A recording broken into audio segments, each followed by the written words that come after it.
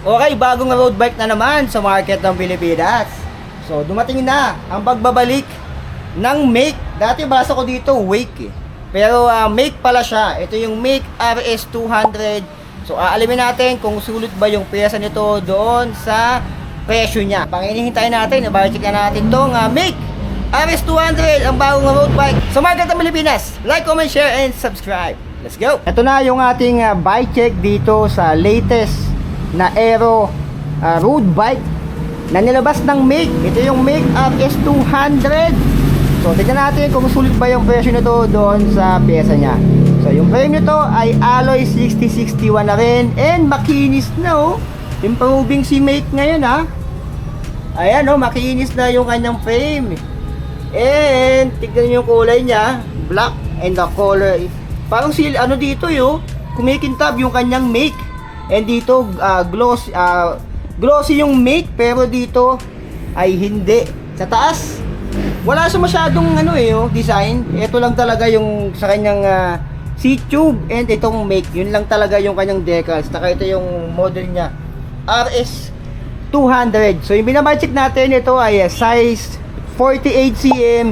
Yung effective top tube size 52. Ayan, medyo mahaba na rin yan. And yung kanyang standover height ay 750mm. So medyo mataas. Kung medyo maliit kayo, babaan nyo na lang yung seat post para mas maging okay yung riding nyo. Yung head tube straight and oversized. Yung cable routing, yung usual dinadaanan. Sa kanan isa, sa down tube, and left side meron. Ito yung kanyang brake caliper. Ito yung FD and the RD cable. Makinis yung taas din, no? Plain lang talaga. So yung lagayan nito ng bottle cage o ng beer, meron sa kanyang down tube, seat tube, meron din naman. Oy, naka-brace on na rin, improving talaga. Sa inside na ito kanyang RD, and then naka-brace on. Hindi na siya yung pa-clamp. Ayan, pansin ko sa mga Aero talaga na ganito, Aero frame, naka-brace on na rin talaga madalas yung mga latest na nilalabas ngayon. Dito naman, 50, 34, 170mm, and I think alloy na rin naman tong ganito. Wala siyang brand eh, pero alloy na tong ganito. Yung chain, tignan natin. Yung chain wala siyang masyadong brand, hindi ko masyado makita. Hindi siya KMC. So yung abdi cable dumaan sa ilalim, pero patago siya eh oh. Hindi siya yung nakalabas dito na kable, nandito nakatago, doon pumasok. So naka full internal cable natin talaga siya. Yung abdi, ito lang medyo nagtaka dito, bakit turny yung abdi nito. Ayan, medyo kakaiba lang talaga siya, Shimano turny yung abdi. Ayan, Ignite yung AFD, yung abdi ay turny. Ayan, nangyari dito. Ngayon lang ako nakita na ganitong setup ha. Bilangan natin, sprocket 1, 2, 3, 4, 5, 6, 7, 8, 9 9 speed, ito ay cassette na rin. 11, 28 teeth, medyo maliit lang to, maganda sa mga patag tsaka diretso. Ayan, kung gusto nyo kumarera, ito 11, 28 teeth, pampatagal talaga to, pangharabas. Yung hub, okay, parehas na kay Striker. Solon, ang may-ari ng David Solon, alloy and the silver na rin yan. I think nasa Solon ay nakailang budget na ako nyan eh. Yung rotor, kita-kita nyo, hindi siya yung ordinaryong rotor na nasa stock, no? Mas maganda pa yung rotor na to kaya sa Motor Peak Striker 2024 eh. Pabilog.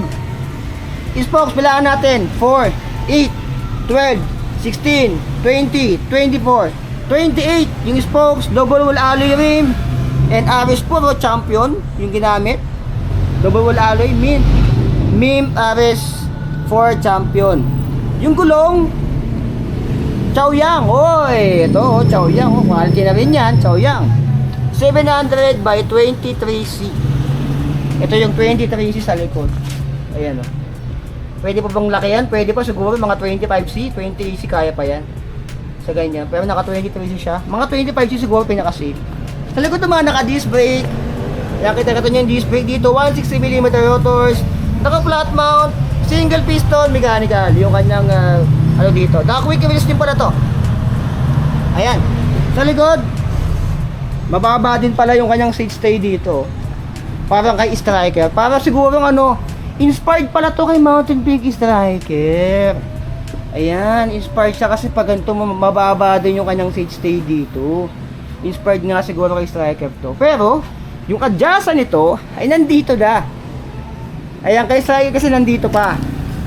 Ayan, nakayapos pa doon. Pero ito, yung adjacent ng kanyang seat post nandito na. Yung size nito parang ka-size ng kay Mountain Peak Striker eh. Yung seat post nito parang ka-size kay Mountain Peak Striker pero alloy na to. Ayan magkamukha talaga yung seat post. Parang inspired talaga siya kay Mountain Peak Striker eh. Pansin ko dito. Pedals, malamang sa malamang ball bearing pa yan. Yung upuan, may comfort. Comfort Sport, medyo malambot na rin. Yung fork naman ay alloy na. And black lang din siya dito. Yung wheel set sa unahan, same lang din naman to sa likod. Double wall alloy rim, spokes 28. Naka-presta valve na rin to, Chaoyang 700 by 23C. Sa harap, ayan, may nakaabang dito. Lagay ng rim brake. Okay, tingin ko naman pwedeng mong i-rim brake to pero hindi siya advisable kasi nga gagasgas na dito. Ayan, siguro pang disc brake lang talaga. Yung kanyang rim set dito ay yung rim. 23C. Ito yung logo ng Make. Ayan, parang tinidor na pababa. Parang tinidor ni ni Zeus. Dito naman tayo, 100mm alloy na to. And Lucky 7. Yung kanyang stem, Neko. Yung kanyang dito. And ito naman 420mm. Ito, pero alloy na rin to. Yung drop bar niya, 420mm na yan. Yung kanyang brake and shifter o drifter ay Sensa Ignite. Tingin ko parang kinuha yung concept ng Mountain Peak Striker ng konti lang naman, hindi naman yung kasi yung seat post na kasing size na kay Mountain Peak to taka tong babae. Ayan. Medyo lang naman hindi ko sinasabing ganun na ganun talaga. So si Mick ay nagbabalik, medyo matagal nang nawala si Mick nung pandemic pa yan nawala, pero ngayon may bago sila. Abangan nyo meron ba tong Mick na Pixie naman. Ito yung road bike version nila dito sa Budget Bikes Cavite. Naka 50, 34, medyo weight lang talaga, medyo naging topsoy kasi nga yung FD ay Ignite, yung RD ay Shimano Tourney. Medyo na-weirdohan ako doon. 11, 20, 18 naka double wall alloy rim, 28 yung kanyang spokes dyan, naka-press na valve na rin naman, Chaoyang okay na rin, 50, 34 alloy lahat, wala tayong nakitang bakal sa kanya, silvering na rin yan. Sa Ignite, alloy din yung stem, yung drop bar, alloy din. Makinis yung frame. Elegant, titignan. So, magkano to dito sa Budget Bikes Cavite? Ang presyo nito. Ay, tumataginting. Ayan, 15,000 pesos yung kanyang with freebies. RS200.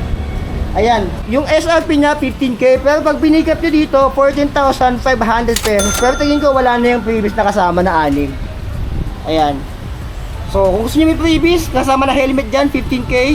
Ano ba naman yung helmet, di ba? Kailangan niya rin yan, 15K. So, para sa inyo, okay ba? Para sa akin, bilang bagong road bike na Aero, pwede na to, 15K. Kasi yung range nito dati, parang, syempre, yung KTM Infinite, almost Aero na rin naman talaga siya. Nasa 15K din naman, ang kaibahan lang, 12 speed yun, 2x12. Ito naman ay 9 speed. 2x9 speed, naka-Shimano Tourney nga lang talaga to. Ayan, ilang talaga nakita ko dito na paano kaya mag-work to ng maayos. Pero tingin ko naman, pwede. Sa 15K, pero sana, malamang sa malamang, pag binaba ang presyo nito, mas ulit to. Bihira ako makita to, ngayon lang to lumabag dito, malamang sa malamang, baka sa ibang buy shop, iba yung presyo, tignan natin. Pero sa mga gusto mong order nito via online, sa Shopee, meron to yung kanilang link. Yung Shopee link nito ay nandiyan sa video description. Pwede nyong orderin to via online kung gusto nyong order. Kung gusto nyo ipadala sa inyo to, orderin nyo lang dyan sa baba yung link ng Shopee nito. So, 14,500, no freebies, pick up dito. Pick up dito yun, dito nyo bibilin to, 14,500, wala nang freebies doon. Pero kung gusto nyo may freebies, 15K, yan din yata yung presyo nila sa kanilang Shopee page. So, yun lang mga alien, yung bike check natin sa Make RS200 na road bike. Abangan nyo yung bike check natin sa kanilang Pixie na Make. Tignan natin kung sulit din yung presyo niya doon sa specs na meron siya. So like, comment, share, subscribe. Dito lang yan sa Budget Bikes Cavite, sa Budget Verona. So please, whatever. Please, I want to reach 1 million likes. So please, sarapakaray.